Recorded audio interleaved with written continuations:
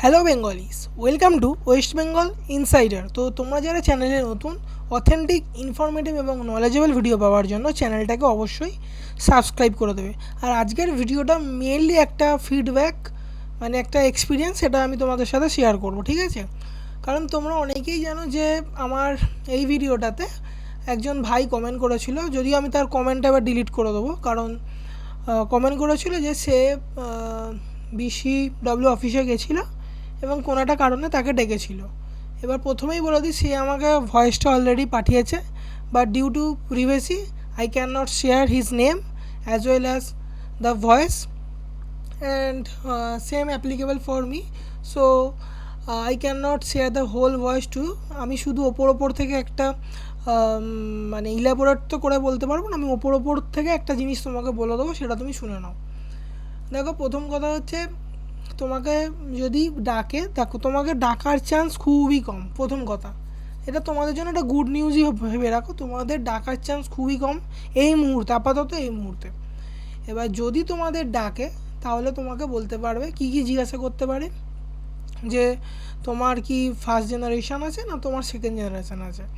এবার যদি first generation থাকে তুমি কি করে বানিয়েছিলে, যদি সেকেন্ড জেনারেশন থাকে তুমি কি করে বানিয়েছিলে।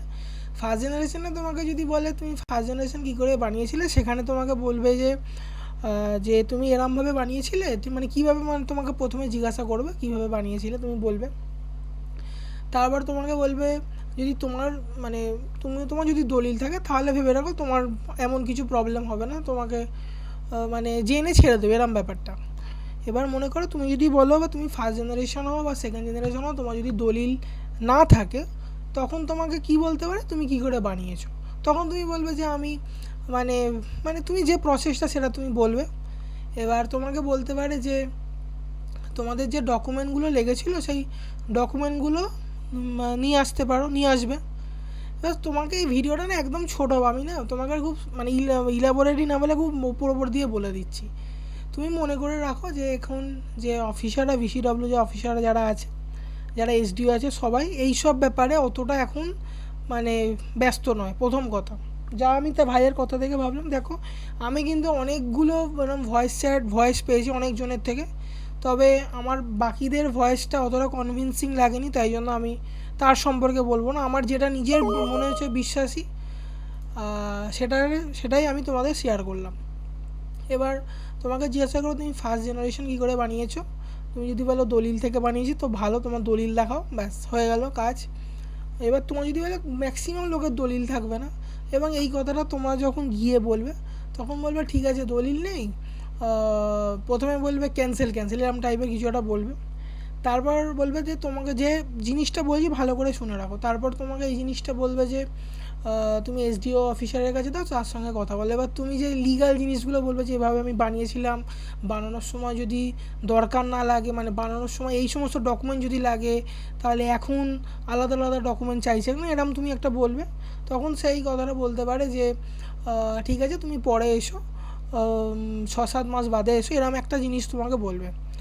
সো তুমি একটা জিনিস একটা জিনিস দেখো, আমাকে প্রায় 8-9 জন ভয়েস পাঠিয়েছে, ঠিক আছে? আমি 8-9 জন ভয়েসের থেকে ভয়েসগুলো যে আছে পড়ে আমি শুনেছি, সেগুলো তো আমি তাদের প্রিভিয়াসের জন্য শেয়ার করতে পারবো না।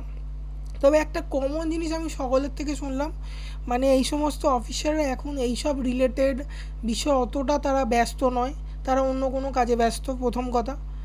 আর এই ভাইয়ের কথাটা আমার বেশি কনভিন্সিং লেগেছে, তাই জন্য আমি তোমাকে এই জিনিসটা বলছি যে তোমরা অযথা এখন বেশি টেনশান করছো, যে টেনশান করার তোমাদের কোনো দরকারই নেই।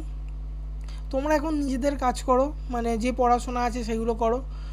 এবার দেখো, তোমাদের যদি একান্ত খুবই দরকার না থাকে, তাহলে এখন কোনো সার্টিফিকেটের জন্য অ্যাপ্লাই করো না, OBC NCL হোক, অন্য সার্টিফিকেটের জন্য অ্যাপ্লাই করো না। আর যারা জিজ্ঞাসা করছো যে রিভেরিফিকেশান করতে হবে কি করতে হবে না, তো দেখো তোমরা যে রিজনের জন্যই করো না কেন, তোমাদের যে ডকুমেন্টই থাকুক বা না থাকুক, তুমি যদি 2011 সালের পর থেকে তোমার সার্টিফিকেট আসে, তুমি যদি রিভ্যালিডেট হয়, যদি OBC হও, অন্যান্য কাজে যদি তুমি পাও, তাহলে তোমাকে রিভেরিফিকেশান তোমাকে করাতে হবে।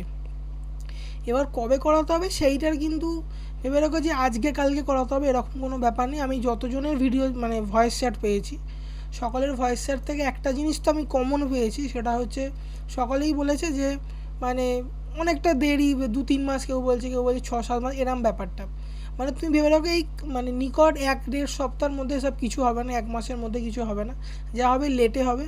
তবে আমি তোমাকে সবসময় বলি, লাইফে সবসময় প্ল্যান বিটা রাখবে। যে ডকুমেন্টগুলো অলরেডি বলা হয়েছে, মানে তোমার কাছে যে ডকুমেন্টস আছে, মানে তোমার কাছে কিছু তো ডকুমেন্টস থাকবে, সেইগুলো তুমি জোগাড় করে রাখতে পারো। একটা কমন ব্যাপার যে তুমি আজ থেকে 10 বছর আগে, 15 বছর আগে যার সার্টিফিকেট বেরিয়েছে, তার সে যারা রেফারি হিসাবে সই করেছে তারা এখন থাকবে না, তোমাদের বাড়ির অ্যাড্রেসও চেঞ্জ হতে পারে।